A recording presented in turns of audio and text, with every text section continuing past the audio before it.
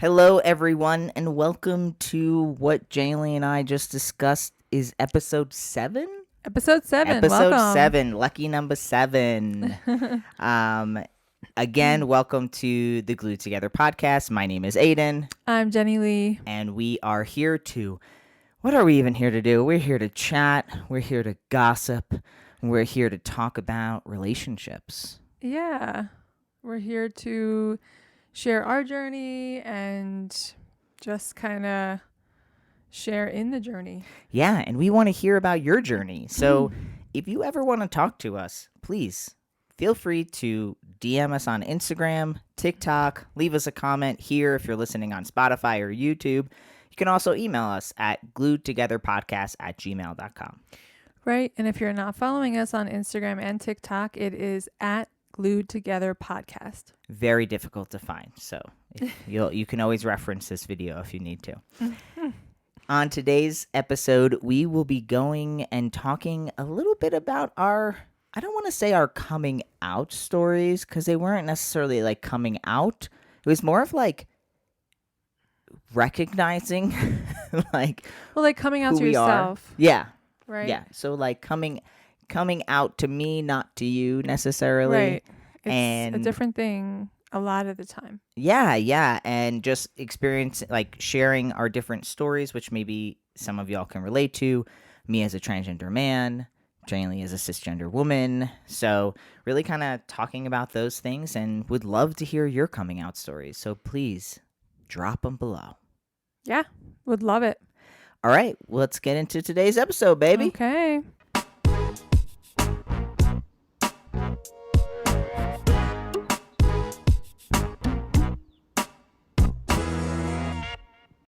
Welcome back, everybody. As always, let's just rock right into it, babe. We have a busy week this week, people. When this episode's dropped, we'll have just gone through Halloween with our 6-year-old, his birthday, and we will be hours away from his birthday party when this officially drops. Goes out on all platforms. Yeah, it's a happening week. Yes. And so, which I think maybe you'll get into the astrology part, but like with the astrology, we have been just trying to remind ourselves, just take a breath, just chill out, Right. just chill for a whole second. Yes. Well, you take many breaths, so I should probably catch on to more of that. I could always use more. So, babe, what is your glue this week? I honestly was torn because we had some really extra fun, sexy time this weekend. It wasn't even the weekend. Well, it was the weekend. Oh, it was just a wasn't Sunday. on official date night, Right. which was unique, but it was well worth the wait. But my other glue is that I got cheaters. I got my first pair of reading glasses. I never needed them before. My eyes have rapidly taken a decline, I guess, because I've never needed any support with my eyes or with reading. But we were reading in bed together and I just couldn't see the words, or I was struggling to see the words. And the same with looking at pretty much anything, even with my client sessions. I'm looking at people's astrology charts and I'm doing all this stuff, and Can you see that right now? Yes, I should. I can see that. So I don't think, because you're looking very there's a word for it when you look like a student or a professor. Scholarly? You look very scholarly today with Thank your just the whole collar. Mm-hmm. If for all those listening, Janely's wearing a black sweater with a white shirt underneath where the collar's pulled out, and you can see the tops Cuffs. of the cuffs. Thank you. I'm not doing a good job at describing. And so if you had your glasses on right now, you would look. I know. Well, and also, you said I'm not supposed to wear them unless I'm reading, you're which not makes supposed sense because it does feel weird when I'm looking at pretty much anything else but words or symbols.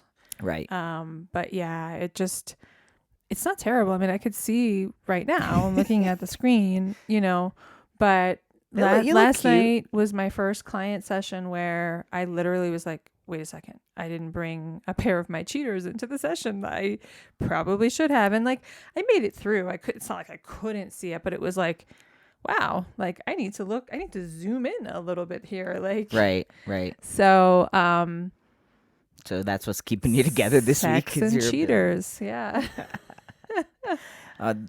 That could be taken poorly. Sex and cheaters. Yeah, it doesn't It's sound not a great combo, but I get everyone knows what you're saying. It's not what you think. Right, exactly. It's not what you think. I love it. Well, you look cute. Thanks. You look cute. You picked good ones. Thanks. You know, if you're gonna be an older lady, at least you're cute.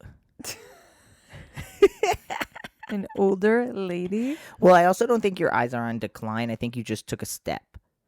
Like you just taking one step back from where you used to be. So right. But I think it probably was gradually happening, but I was like, I'm fine. You know what I mean? Yeah. Like I think, And but then then it was like, hit. wait, right. I'm really struggling. And honestly, because we started reading like a parenting book in bed out loud together. And it was then when I was like struggling to read the words out loud. I was like, wait a second, this is not good. You look cute though, so it'll all be fine. It happens to everyone. That's So I've heard. Yeah, it works. My glue is time management. Because we're so crazy busy right now. Yeah. Just trying to manage my time in a very orderly way and really trying to stick to those times. Like, even if that means cutting something off early. Like, I had a meeting and I had to end it and they wanted to keep going. And it was just like, I have to go. Like, I'm not trying to be rude, but I do have to go. This meeting is supposed to end at this moment. Yeah. I need to leave. So that has been really helpful. But then also being present with what I'm doing. Right. So I've been trying to really just, when I'm with Antler, I've been trying to put my phone away. Because I think also, like, sometimes you just go to take a picture of your cutie and then you're all of a sudden you're on Instagram because you're like addicted, you know, because everyone's like, it's like you can't take the pill because you know what'll happen, right? It's like you can't just have one potato chip. You need like the whole bag. So being present in that time management, I think has been helpful. Yeah. And I talked about my new schedule, and I feel like that's been working really well for me. So I'm really nice. But it forces me to have the time management because, you know, the time can just slip away. And then all of a sudden you're like, I only worked 5 hours today, you know, like, or I didn't finish all the things I needed to finish. Right. And, you know, I most recently have decided that I want to start making YouTube videos again. And so again, like all of these things are going to matter and you're working on your card deck and, you know, so like time management is so important right now. And I feel like one of the best ways to have the time management besides sticking to those barriers, you know, the start, stop and finish, start and stop times is the presence, like being present in it. So so that's kind of what has been helping me this last week. And I think moving into these 3 days that are really filled with stuff. I think what helps me stay motivated with the time management is like remembering that the more managed my time is, the more present I can be. Like it helps me be present because I know where I'm supposed to be and I don't have to question it because it's already been planned out. And we're noticing more and more like the moment something isn't planned, it's just like, it's so not worth it. Yeah. It's really hard to manage 3 different people's schedules, really. You know, plus our work, like there's our personal schedules, our work schedules, you and I's schedule, Antler schedule, Antler's school schedule. I mean, Antler is quite a busy boy. So. Yes. And he likes it that way. So. Yes.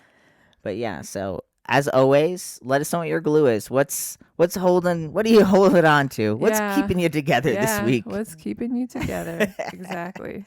Because I'm sure that we are in shambles as you listen to this podcast right now. We sound cool and calm and collected right now, but we'll see what Saturday brings. We'll see what the actual moment brings. Yeah. All right. You're up, babe. Oh, wait. You're not up. You're up. I'm up. You're Ooh, up. hey there. Okay. Actually, before I even go, we're going to take a little break. So we will be right back. Okay.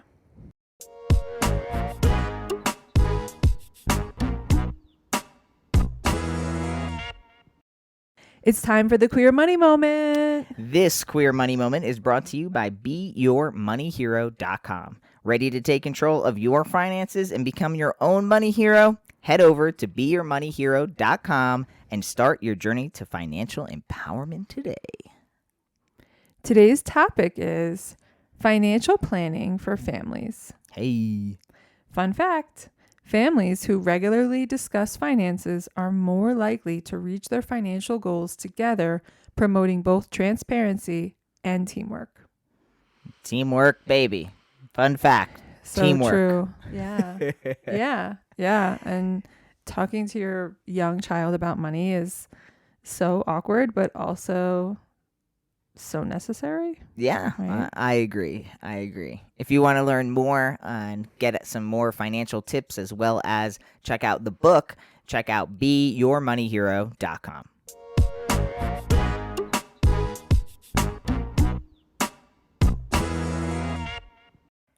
Now it is my turn.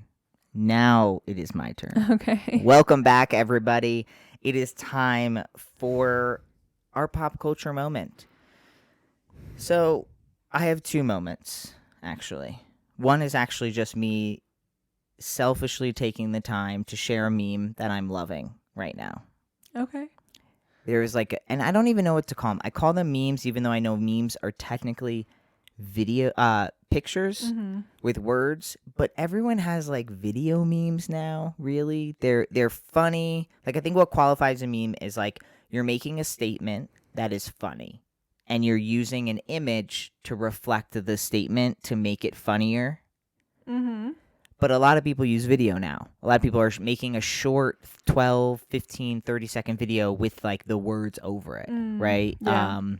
And they used to do this. They started with GIFs, right? And now the content has gotten a little longer form.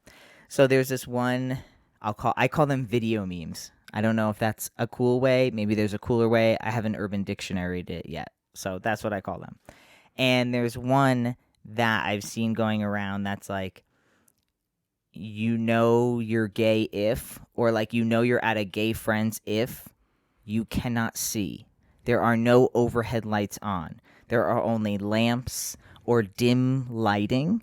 It's if you are in a house with dim lighting, they are probably gay or queer is kind of what they're saying, Oh, right? interesting. And I feel like that is me all day because I even in this room we're in now, we have these two, you can't actually see them on video. And if you're listening, there's these two lamps above us. And then I have the actual main light and never turn the main light on. Anytime Janie turns a light on, I turn it off and I turn on a dimmer version of the same light. If we don't need light, I don't use it. One of the video memes was someone using the bathroom in the dark, and they were you're gay if every time you go to the bathroom you can't see. I never turn the light on when I go to the bathroom. I just never do. I don't know why. I usually leave the door open. That's plenty. That's enough light for me to see what I'm doing. And enough open door for everybody else to see what Yeah, it's just us. It's just us. Whatever. Who cares? I think most people who live alone or with a partner or a young child, you usually keep the door open. If I'm pooping, I will close the door out of respect. But if I'm just running in there to pee, I will definitely be keeping the door open. Okay. If people are visiting, of course I know. But so that was just something I selfishly wanted to share. I was curious if other people, if you're a dim lighter person. No, you turn the light on. You wake up and you turn the light on. Because I need to remind myself that it is time to wake up. And there's no mistake about it. I can't. Otherwise, you'll find me sleeping on the counter. Oh, my eyes, they just hurt. They're just what? This is mean. You're being mean. I don't like it either. I would prefer a house with absolutely no fluorescent lighting and you know what I mean?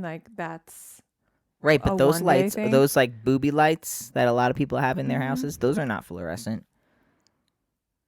Is that what you mean? The That's one, not the a one in the fluorescent light. kitchen. Yes, the one in the kitchen is fluorescent. And that's the one you turn on when you wake up because you're going to make your That's coffee. not what I turn on. Well, I need to see. If I could, we have a little strip along the counter. That's what I use.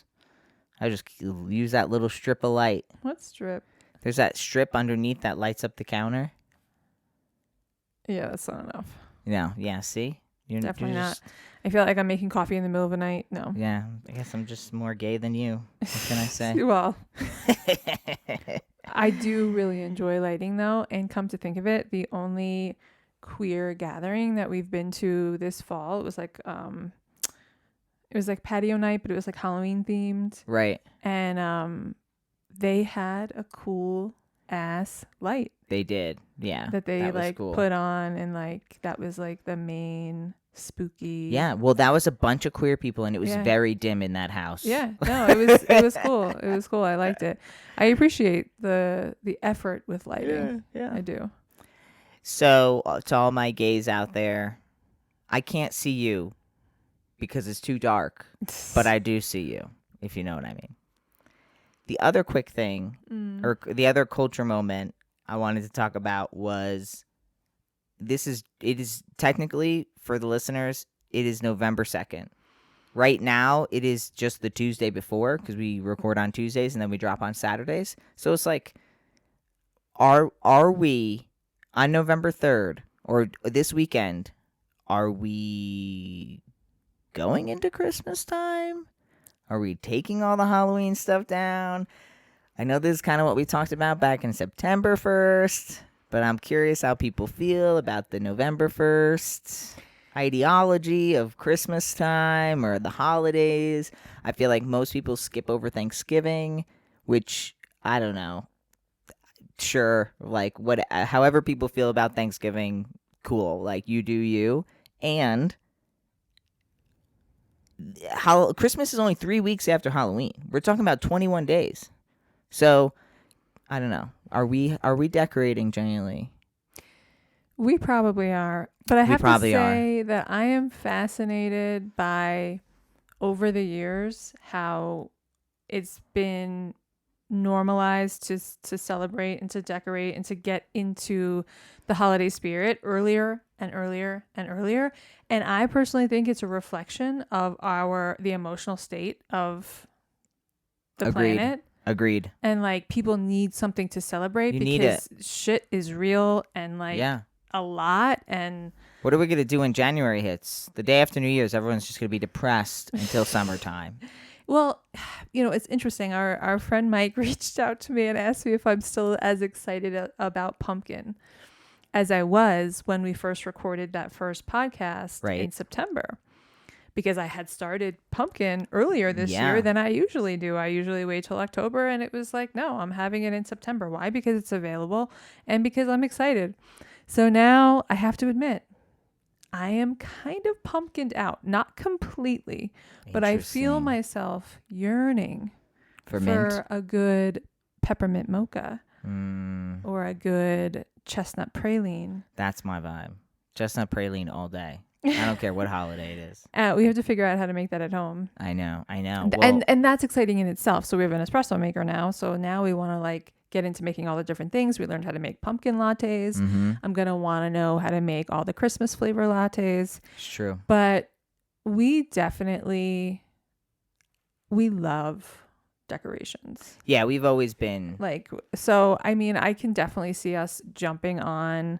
I'm jumping on it. That bandwagon. I'm like ready to get I feel like we might have invented it because we always do it early. Always, yeah. And because we're not going to be here for Thanksgiving week anyway, I feel like we're going to want to be ahead of the game because once that's over and we return, it's going to be like literally a sleigh ride into Christmas. True. It's a little nerve-wracking, but so. All right, well, everyone's talking about Halloween, and now everyone's like, Christmas is happening. It's here. For those who celebrate, it's happening. So, yeah, that's it. It's been made. Stamp, November 1. Well, it'll probably be November 3 for us just because we have his birthday party. Yes. November 3rd. We've got a full weekend ahead, baby. Full week of celebrating and a Fun. full week of officially having a 6-year-old. Yeah. It'll be So fun. that's I'm excited. a brand new chapter for us. Yes. Okay, well, let's look at this horoscope to see how we can manage this exciting time in our lives. Right. So last week I talked about Scorpio season and how we were heading into the Scorpio new moon. So at this point in time, we are like the day after the new moon. So we're still kind of riding that new beginning wave energy.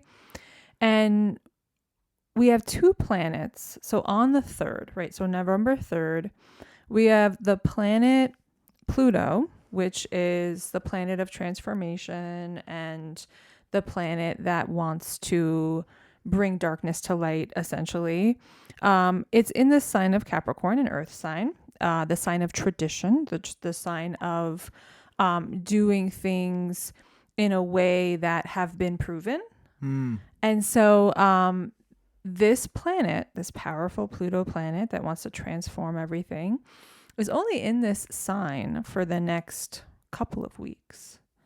And it's been in this sign for like 18 years. Wow. So it's a huge So there's going to be a big shift happening. There's a huge shift that's coming with Pluto moving into the sign of Aquarius. Aquarius is an earth, not an earth sign. Aren't an air Aquariuses sign. like kind of like fun and weird? Different? Aquariuses are weird. In a good way. Yeah, Don't are be offended. different, unique.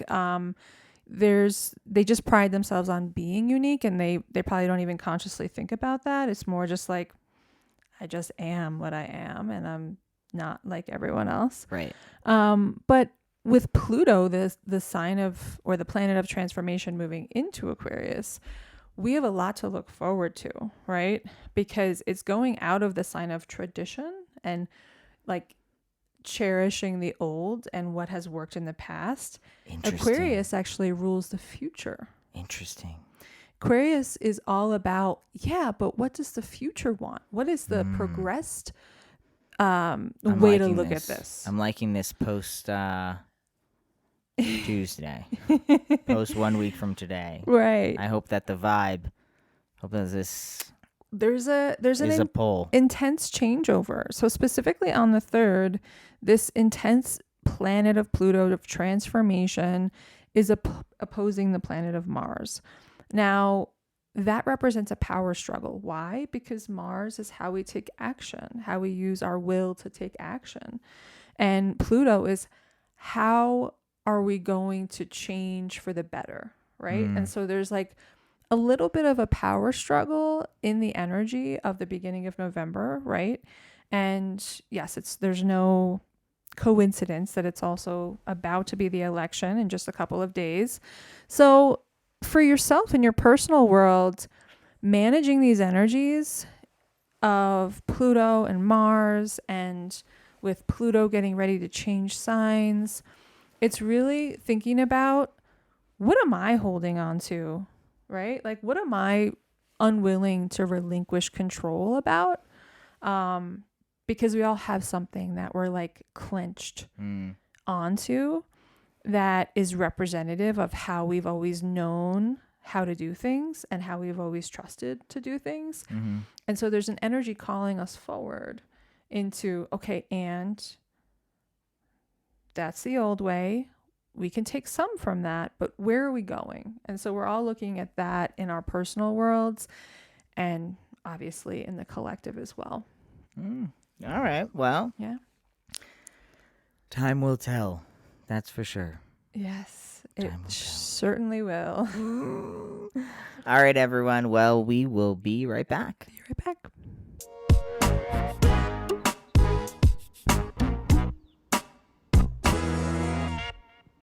Hey, everyone. I've got to share my love for Ziggy's Naturals, our go-to LGBTQ-owned CBD brand. Their CBD roller is my lifesaver every month when I have my cycle. I just need it for my cramps. It helps so much just rubbing it over the area where I feel pain. It just is always so helpful. And then sometimes Aiden even steals it after his workouts. And for those cozy nights in, we're both hooked on the CBD Delta 8 combo. It helps us relax and get a good night's sleep. I cut that gummy in 8 pieces. That's how potent and good it is. Well, I take a little more than half, so Yeah. So just everyone's depends on different. your person. Start small and see where it goes. But it's But great. I mean, I get like 8 doses out of one gummy. I think I take a gummy every night on average, right? Yeah. Yeah. So find your medicine and use it.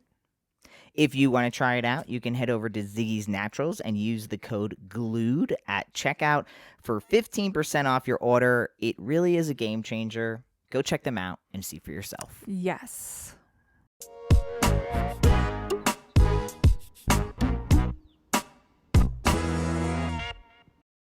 Welcome back, everybody. So we are talking about queerness and the realization of when we came out as to ourselves, really.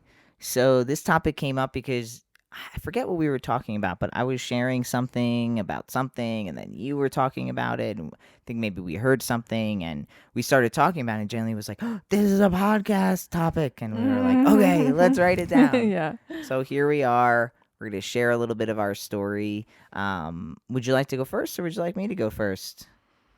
You can go first. All right. So I think that there's kind of like two main things I want to share, because there was the lesbian coming out and then the trans masculine man coming out. So maybe I'll share one, you can share, then I'll share, so it's a little even. Okay. So the first thing I'll share is like when I was a lesbian. So when I came out to myself, there were so many signs. Like I was like really intrigued with like lesbians when I saw or heard about them on TV. And it was like, why am I so interested in this? Right? I really always loved like the more masculine girls that I would see. So like, I would just see like a lesbian out in the wild, and she would be wearing like cool clothes. And, I always, I was really interested when Ellen came out. I was really interested in that episode, and I watched the episode, and it was like this big moment that I was kind of like following along for no real reason, because up until that point, I was just a straight girl, right? Quote unquote. And so there were these little signs. And, when you hit a moment when you're like 15, 16, I think you just start to really, your hormones, your sex hormones kick up, and, as a woman and like a female bodied person, I'm like, have my period, right? And so all of these things start happening, and you just find yourself like, attracted, and you're like, your body's like telling you when you're nervous around people, and you start figuring things out. And there was this couple on TV, the first lesbian couple ever on, oh my god, All My Children, and I was like obsessed, and I was like, this is very clear, there's a reason why I'm obsessed with this. And so I was kind of battling internally, like, am I a lesbian? Am I not a lesbian? And so I had this boy that I had dated. Well, anytime I say I dated a boy, it's like a very mild. Like the first boy I ever dated was in 5th grade, and we held hands once. You know what I mean? And like we were dating, quote unquote, in 5th grade, but that just meant I would walk to his house and we would hang out. Like it was just like, I'm a boy. Sorry, I'm a girl, you're a boy, and we're friends, so I guess we're dating. But there wasn't actually any substance to it. And then as I got older, I was dating, I dated one other person, one other guy, and he just was super nice. He was super sweet.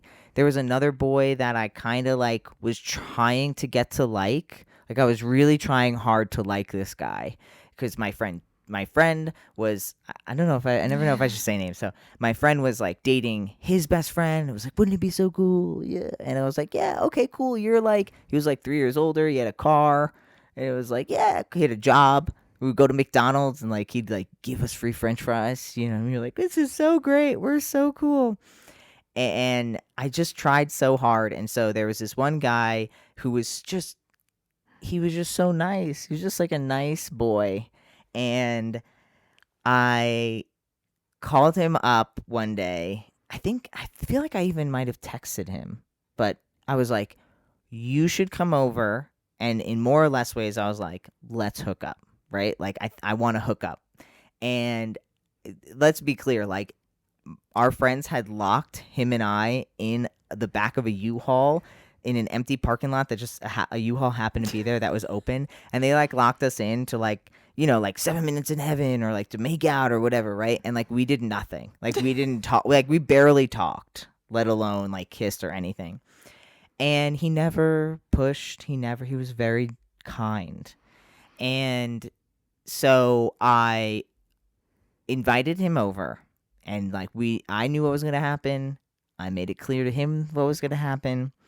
But instead of him just like coming over, he like picked me up, and I distinctly remember we went to Applebee's and he got me dinner.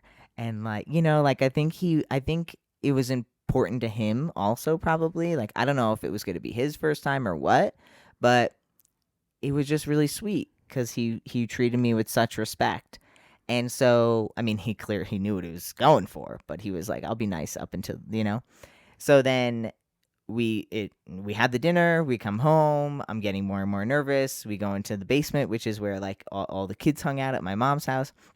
And like we started kissing, and I pretty much just like stopped it before it got really like anywhere.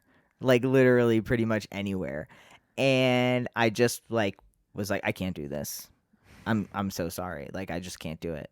And he just was super sweet and was like, okay. And he left. And I straight up, like, for early 2000s, ghosted him, which is not something I'm proud of because he was so nice to me. And he had dated me earlier, and then we stopped dating. I broke up with him. Like, he was just so sweet to me. And I treated him unwell because I was confused and unwell in some ways in my mental space as also. So I do regret that. I doubt he's listening, but I'm sending my apologies and like acknowledgement that I did not treat him.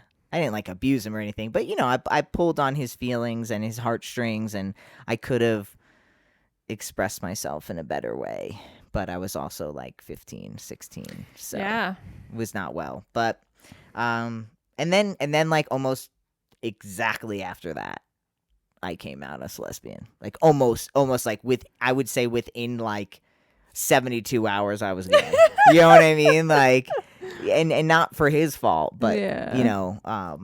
Yeah, you got some clarity. Exactly. It was like very clear that this is can't like I can't get into it. Here's this nice guy, treats me well.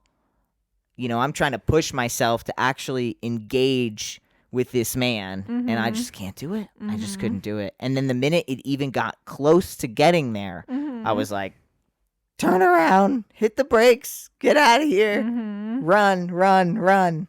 So that's my coming out to myself kind of story. Because I think that in that moment, that night, I knew. I was like when I say I came out, I meant like to myself. Like within 72 hours, I was like a lesbian. I knew it. And then I slowly started telling like my best friends, you know? So yeah, not a moment I'm proud of, but I feel like he would understand looking back, Yeah. I don't think I didn't like break this boy's heart, but I think I beat up the heart a little bit, Yeah, totally. So what's your coming out to yourself story? So there's something you said that I related to, and I forget exactly what it was, but it was like my friends, I think the similarity was like my friends were like wanting me to date this guy that liked me and was asking me out, and I wasn't really that into him, but I was like, oh, my friends think he's great for me and he's trying so hard, so like let me give it a shot.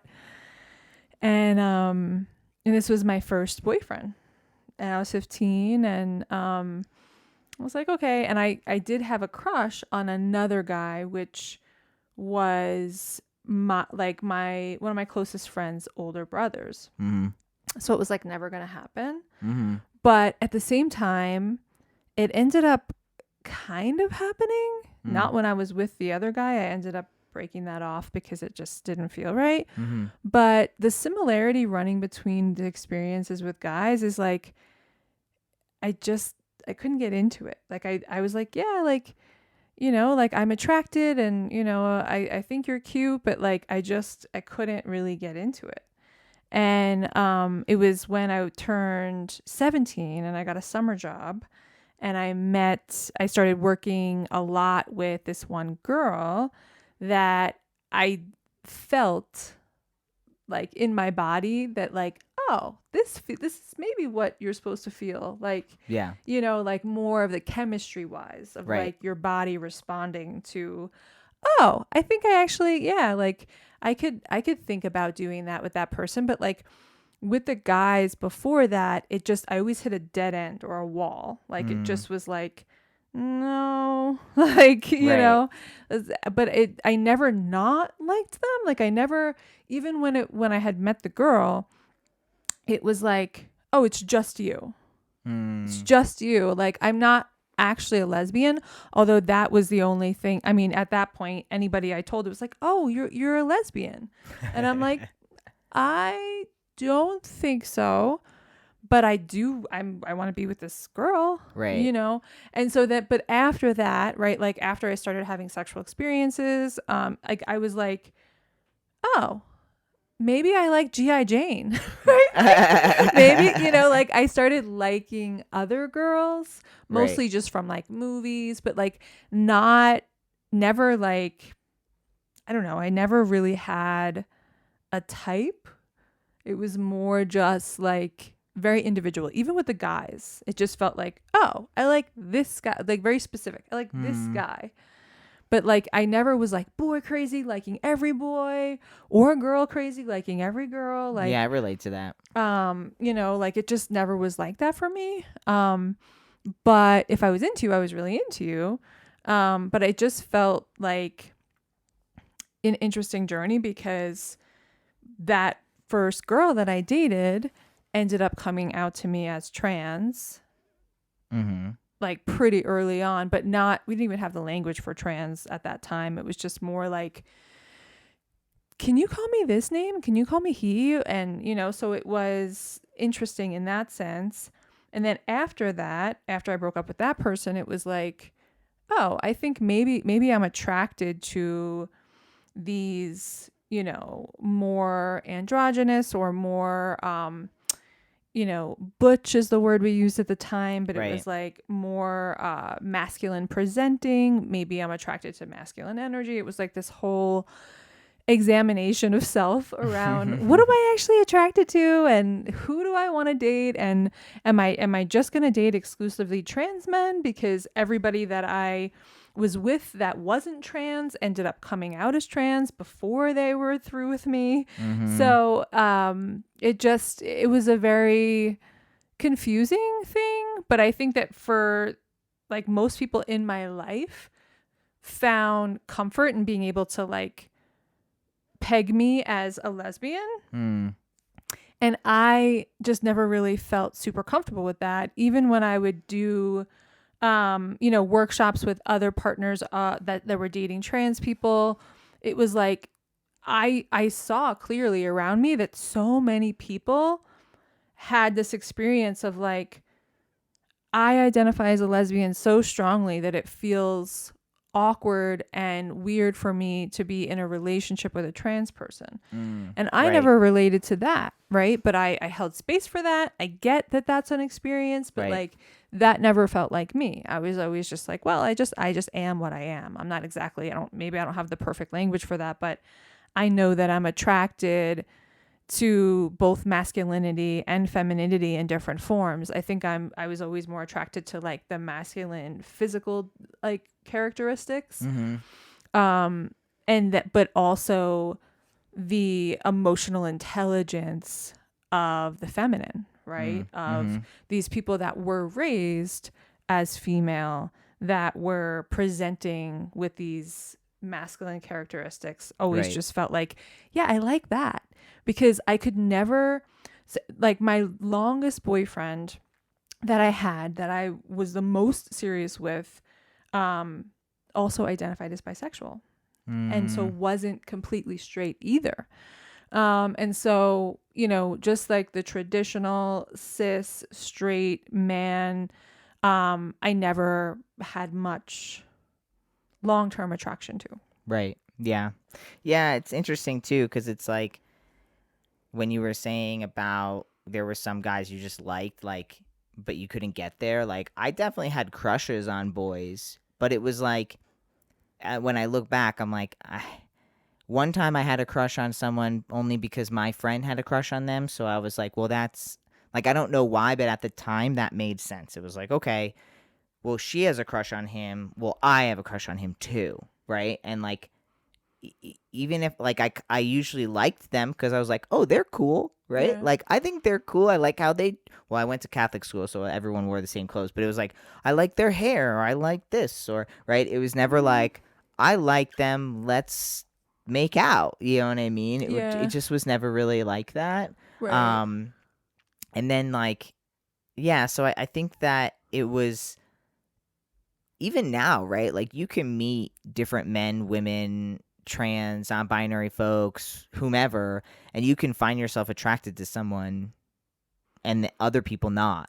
It's Mm-hmm. just like a chemistry thing, right? Mm-hmm. Like and then there's also just like I always have like I always think that like even your friends, right? Like you're attracted to them, it's just not in a sexual way, but you find a Mm-hmm. chemistry with them. You get attracted to them and you're like, here's five people and I want to be your friend, right? It's Yeah. like it's same and there's no real reasoning. There's no Mm-hmm. like maybe there's like an astrological reason, maybe there's an energy reason, right? Mm-hmm. Like but on the surface, just Yeah. on bird's eye view, you're just like, I don't know why, but I pick you, right? Yeah. Like, Yeah. I pick you to be my friend, or I pick Mm-hmm. you to be my person I want to obsess over, or I'm attracted to, and Mm-hmm. because I loved NSYNC, I was like obsessed with NSYNC, but I never was, and I thought they were cute, like so I was attracted to them, but it was never like, oh my god, if I could just marry Yeah. JC from NSYNC, my life would be. It was more like I want to meet them, I want to dance like them, I want to go on tour with them, like you know what I mean. Mm-hmm. But at that time, also being someone's best friend that Mm-hmm. was the opposite sex of you Mm-hmm. was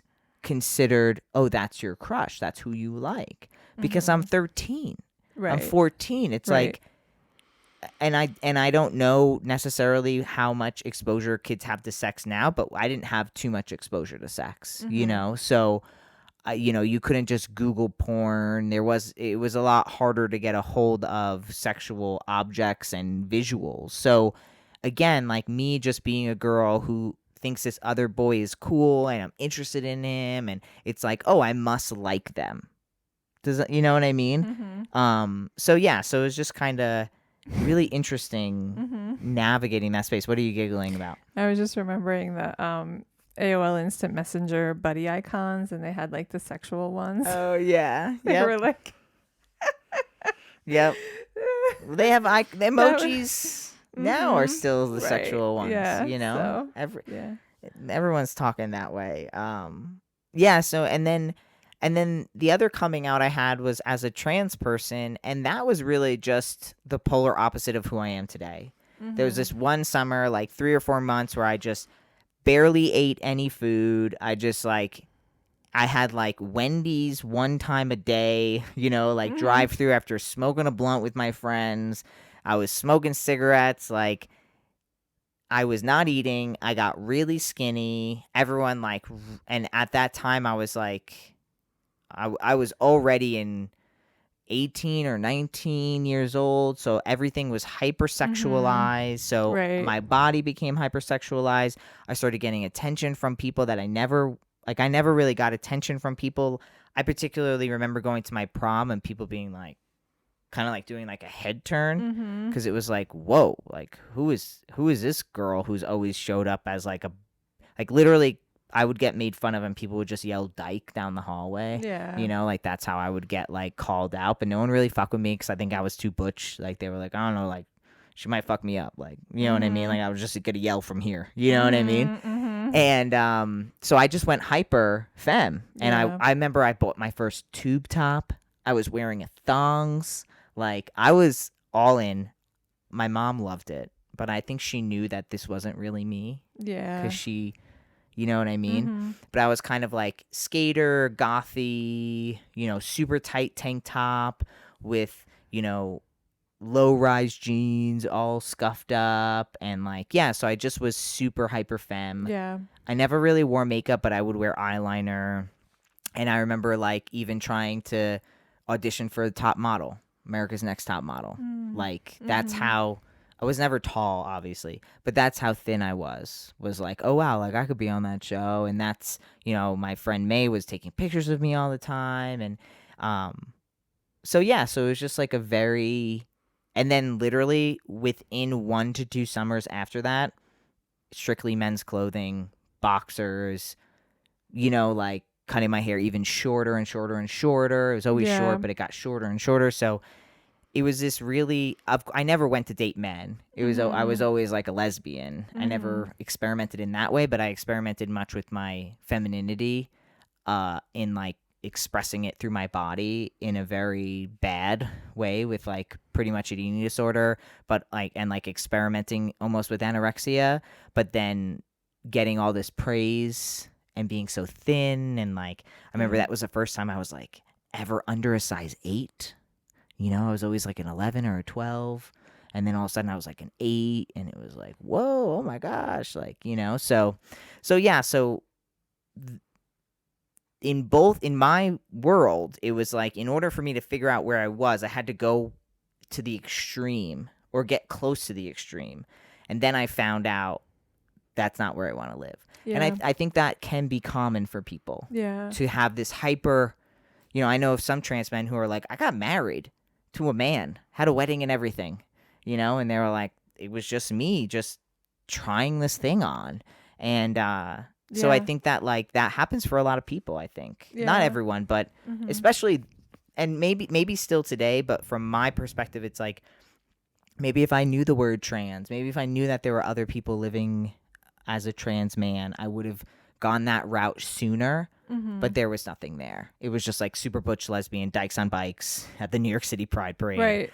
And like that's what it was. So so yeah, so it's kind of interesting, how we all navigate that space and Yeah, continue to navigate it. Yeah. We'd love to hear some stories. So I know that we've been pushing, emailing us. You don't have to, but if you want to, write out your story, or if you even think about, like, I'm sure this brought up some thoughts for everyone listening. So yeah, everyone's got such a unique journey. We love the ability, and we're so thankful for the ability to share our thoughts and feelings and talk to each other through this platform and talk to y'all through this platform. And we hope that, you're enjoying it. And as always, if, thanks for tuning in to today's episode. Is there anything you wanted to add before we sign off? Leave us an iTunes review. I don't know if we have one yet. It would be really I don't know great if we do to either. have some reviews on there since we're new to iTunes. Yeah, that would be nice. And, Apple, right? Yeah, if you're listening on Apple, I think you can do it on Spotify too, right? Yeah, you definitely can. Please, it helps us in all the ways. Yeah, it'll help this podcast reach more people. So yeah, and if you don't do that, maybe just tell a friend you listen to us. Yeah, share the episode in a group text or on a story. Yeah, we love it. But as always, if you love what you heard, as Jane Lee said, take a moment to leave us a review. If you want to email us, it's at gluedtogetherpodcast@gmail.com. Again, we're going to keep plugging our Instagram and TikTok at Glued Together Podcast. And as always, until next time, take care. Bye, everyone.